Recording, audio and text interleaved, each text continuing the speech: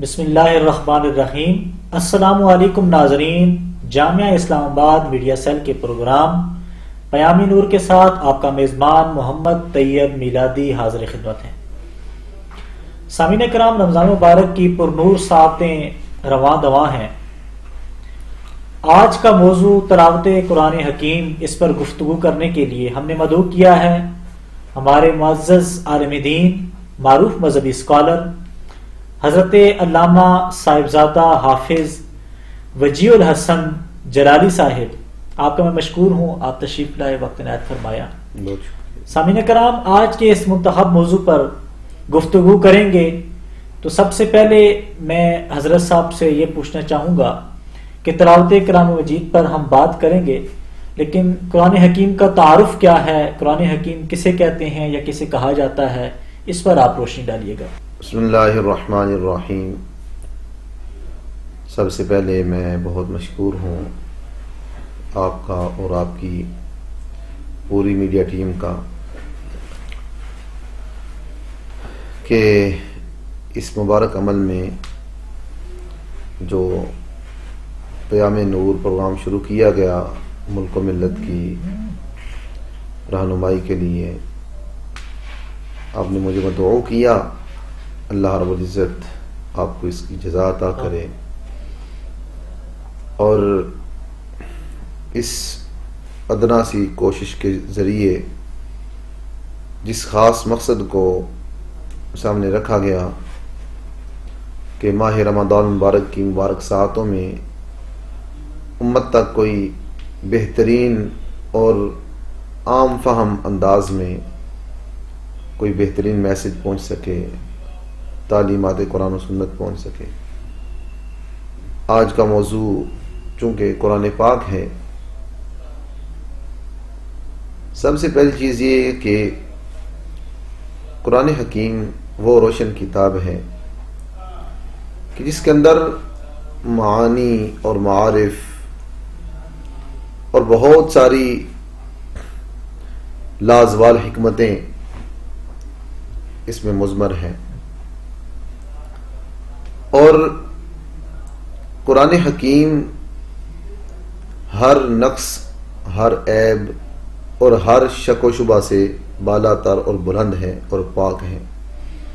جس طرح اللہ رب العزت کی ذات مقدسہ تمام عالمین کا اللہ رب العزت رب ہے، اللہ رب العزت خالق ہے، جس طرح اس کی ذات ہر قسم کے عیب سے، ہر قسم کے نقص سے پاک ہے، اسی طرح اس کا کلام بھی ہر قسم کے نقص سے، ہر قسم کے عیب سے پاک ہے۔ اور یہی ایک کامل ضابطہ حیات ہے۔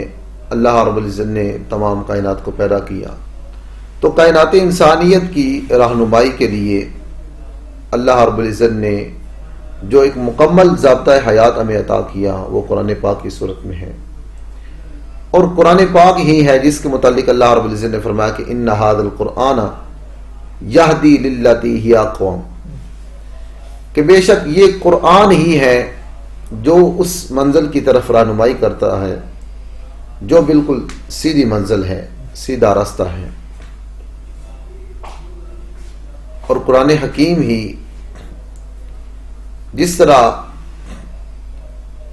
اللہ رب العزت کی کتاب ہے، اور یہ آخر الزمان نبی صلی اللہ علیہ وسلم پر یہ نازل ہوئی، اور یہ اللہ رب العزت کی طرف سے آخری کتاب ہے، جس طرح آقا حضور علیہ الصلوۃ والسلام اللہ رب العزت کے آخری نبی ہیں، تو اسی طرح اللہ رب العزت کی طرف سے جو آخری پیغام ہے کتابی صورت میں وہ قرآن پاک ہے۔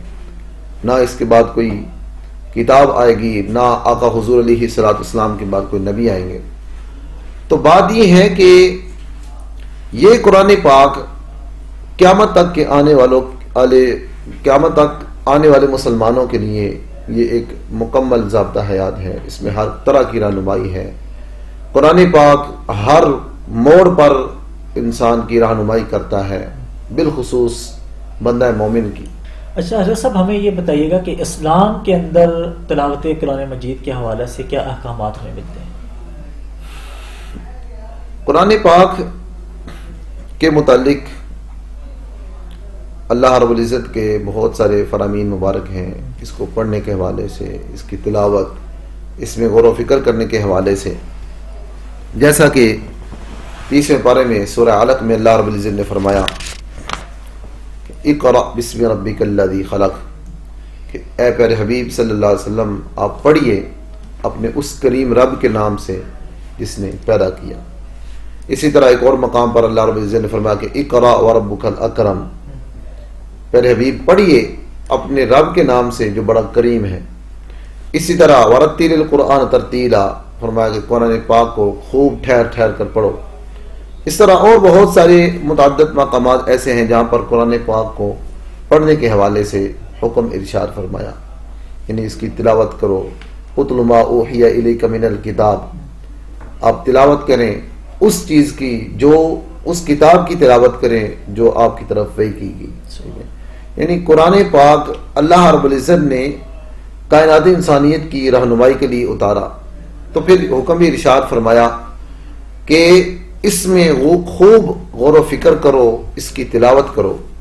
اس بارے میں مفسرین فرماتے ہیں کہ ہم نے قرآن پاک سے بڑھ کر قرآن پاک کی تلاوت، قرآن پاک پر غور و فکر کرنے سے بڑھ کر کوئی چیز ایسی نہیں پائی کائنات میں جو دلوں کو نرم کرتی ہے. قرآن پاک کا یہ امتیاز ہے کہ سب سے زیادہ جو چیز دلوں پر اثر کرتی ہے وہ قرآن پاک ہے. اس لیے ہمیں تلاوت کرنی چاہیے اس کی بہت زیادہ. جو آقا نامدار صلی اللہ علیہ وسلم کی حیات مبارکہ ہے وہ بلا شبہ ہمارے لیے کامل نمونہ ہے. تو تلاوت کلام کے حوالہ سے آپ صلی اللہ علیہ وسلم کی جو حیات مبارکہ ہے، جو آپ کی زندگی مبارکہ ہے، جو آپ کی عملی زندگی مبارکہ ہے، اس میں ہمیں کیا رہنمائی ملتی ہے؟ بہت پیارا سوال کیا آپ نے کہ آقا کریم علیہ الصلوۃ والسلام کی زندگی مبارکہ سے ہمیں عملی پیغام کیا ملتا ہے قرآن پاک کے حوالے سے.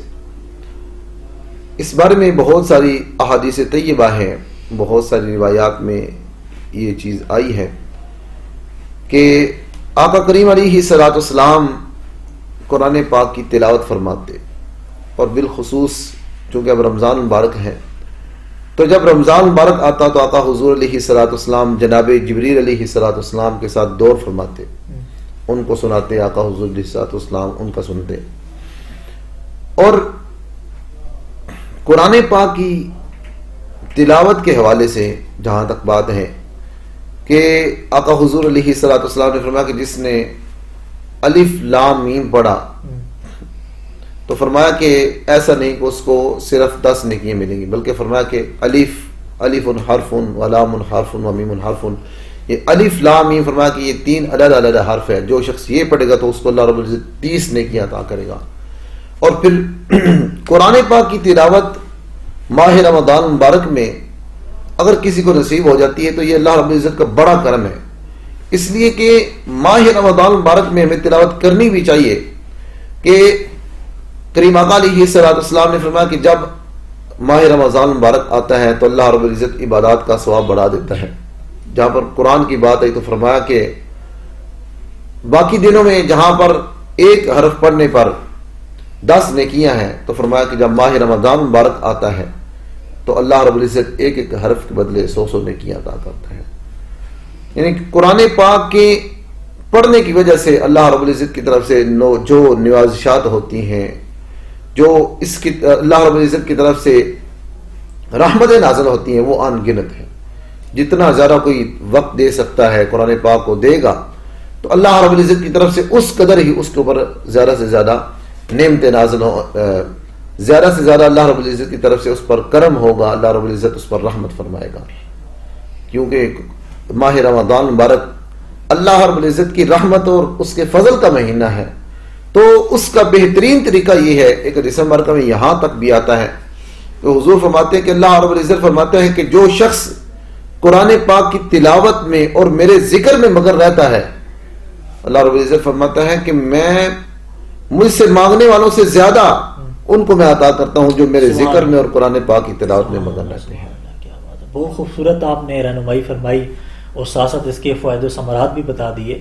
میں یہ چاہوں گا کہ آپ ہمارے ناظرین کو اس آج کے موضوع کی مناسبت سے، اور چونکہ رمضان مبارک کا بڑا مبارک اور سعادت اور پرمنور مہینہ رواں دواں ہے، اور اس حوالے سے اور آج کے موضوع کی مناسبت سے کیا خصوصی پیغام دینا چاہیں گے؟ میں ذرا اپنی پچھلی بات کی تھوڑی سی وضاحت کرنا چاہوں گا کہ قرآن پاک کی تلاوت، اس میں غور و فکر کرنا، یہ بڑا ایک بہترین عمل ہے جی۔ اس لیے کہ احادیث طیبہ میں آتا ہے کہ آقا حضور علیہ الصلوۃ والسلام نے فرمایا، یہ جامع ترمذی شریف کی حدیث مبارکہ ہے، حضور فرماتے ہیں کہ قیامت کے دن قرآن رب کے حضور حاضر ہوگا اور عرض کرے گا کہ یا اللہ، یہ جو شخص تیری بارگاہ میں حاضر ہے، یا اللہ تو اس کو زیور پہنا۔ تو اللہ رب العزت اسے عزت کا تاج پہنائے گا۔ وہ قرآن پاک پھر عرض کرے گا یا اللہ، اس کو مزید نعمتوں سے نواز۔ تو اللہ رب العزت اس کو عزت و بزرگی کا اس کو لباس پہنائے گا۔ قرآن پاک تیسری مرتبہ پھر عرض کرے گا کہ یا اللہ، اس کو اور انعامات عطا کر۔ تو اللہ رب العزت فرمائے گا کہ اس کے سارے گناہ بخش دیے گئے۔ آقا کریم علیہ الصلوۃ والسلام فرماتے ہیں کہ پھر قرآن پاک ایک دفعہ پھر اللہ کے حضور عرض کرے گا کہ یا اللہ، اس نے مجھے پڑھا ہے، اسے اور اس پر کرم فرما۔ تو اللہ رب العزت فرمائے گا کہ قرآن پڑھتا جا اور جنت کے درجات کو طے کرتا جا۔ اور اللہ رب العزت فرمائے گا کہ جہاں پہ قرآن پاک کی آخری آیت مبارکہ مکمل ہوگی، وہ تیرا درجہ ہوگا، وہ تیرا مقام ہوگا۔ اور اسی طرح ایک اور حدیث مبارکہ کہ فرمایا کہ قیامت کے دن اللہ رب العزت قرآن پاک پڑھنے اور اس پر عمل کرنے والے کے والدین کو اللہ رب العزت ایک ایسا تاج پہنائے گا کہ جس کی دنیا کے سورج سے روشنی زیادہ بھی ہوگی اور حسین بھی ہوگی۔ حضور فرماتے کہ تمہارا کیا خیال ہے؟ ایک حدیث مبارکہ میں یہاں تک آتا ہے کہ فرشتے اللہ سے عرض کرتے ہیں یا اللہ، یہ کون لوگ ہیں جن کو اتنا بڑا مقام، اتنا بہترین، اتنی عزت کے ساتھ نوازا گیا؟ کیا یا اللہ یہ انبیاء ہیں یا صدیقین ہیں یا شہداء ہیں؟ تو اللہ رب العزت فرمائے گا کہ نہیں، یہ نہ انبیاء ہیں اور نہ ہی صدیقین ہیں، نہ شہداء ہیں، بلکہ یہ وہ خوش قسمت لوگ ہیں جنہوں نے اپنی اولاد کو قرآن پاک کی تعلیم دی، قرآن پاک پڑھایا، قرآن پاک پر عمل کرنا سکھایا۔ تو حضور فرماتے ہیں کہ ذرا سوچو تو صحیح، اس حدیث مبارکہ کے الفاظ حضور فرماتے ہیں ذرا سوچو تو صحیح کہ جنہوں نے اپنے بچوں کو قرآن پاک پڑھایا ان کا یہ مقام ہے، تو جنہوں نے خود قرآن پڑھا اور قرآن پاک پر عمل کیا ان کے مقام کا کیا عالم ہوگا۔ یعنی قرآن پاک کو پڑھنے سے، قرآن پاک پر عمل کرنے سے اللہ رب العزت کی طرف سے جو نوازشات ہیں کہ احادیث میں آتا ہے کہ حضور فرماتے ہیں کہ قیامت کے دن قرآن پاک شفیع بن کر آئے گا۔ اور ایک حدیث مبارکہ میں یہ بھی آتا ہے کہ آقا حضور علیہ الصلوۃ والسلام نے فرمایا کہ بہترین عبادت میری امت کی وہ تلاوت قرآن پاک۔ اس لیے ہمیں چاہیے کہ ماہ رمضان مبارک کو ہم غنیمت جانیں۔ ہم دیکھ سکتے ہیں، ہم اپنے ارد گرد دیکھیں تو بہت سارے ایسے لوگ جو پچھلے رمضان مبارک میں ہمارے ساتھ تھے، ہمارے دوست احباب، ہمارے رشتہ دار، ان میں سے بہت سارے اس دنیا سے چلے گئے۔ عین ممکن ہے کہ جب اگلی دفعہ رمضان آئے ہمیں بھی رمضان نصیب نہ ہو، موت کا کوئی وقت نہیں ہے۔ تو جو بہترین عمل قیامت کے دن کام آنے والا ہے وہ تلاوت قرآن پاک ہے۔ آج یہی وجہ ہے کہ امت مسلمہ ذلیل و خوار ہے۔ علامہ اقبال نے کہا کہ وہ معزز تھے زمانے میں مسلمان ہو کر، وہ معزز تھے زمانے میں مسلمان ہو کر، ہم خوار ہوئے تارک قرآن ہو کر۔ آج امت جہالت کی طرف جا رہی ہے، تو اس کا مین سبب اور وجہ یہ ہے کہ امت نے اس ضابطہ حیات کو پڑھنا چھوڑ دیا، اس قرآن پاک کو پڑھنا چھوڑ دیا کہ جس میں اللہ رب العزت نے قیامت تک کے مسلمانوں کے لیے رہنمائی رکھی تھی، ہدایت رکھی تھی۔ اللہ رب العزت ہم سب کو قرآن پاک کی تلاوت کرنے کی، اللہ رب العزت قرآن پاک پر عمل کرنے کی توفیق عطا فرمائے۔ اس لیے کہ اس صورت میں ہی علماء نے لکھا ہے، مفسرین نے لکھا ہے کہ قرآن پاک ایک ایسا مکمل ضابطہ حیات ہے کہ اسی میں انسان کی نجات ہے۔ کوئی بندہ تب تک مسلمان نہیں ہو سکتا جب تک وہ قرآن پر عمل پیرا نہیں ہوتا. اللہ رب العزت ہم سب کو توفیق عطا فرمائے. آمین. بہت شکریہ آپ کا، جزاک اللہ. آپ نے بڑے خوبصورت انداز میں ہمارے ناظرین کی اس اہم موضوع پر رہنمائی فرمائی ہے. دعا اللہ رب العزت جو کچھ بھی سنایا گیا اللہ رب العزت ہمیں اس پر عمل کی توفیق عطا فرمائے. آمین آمین. آج کے پروگرام کا وقت جہاں پر ختم ہوا چاہتا ہے، ملتے ہیں اگلے پروگرام میں. تب تک کے لیے اللہ حافظ.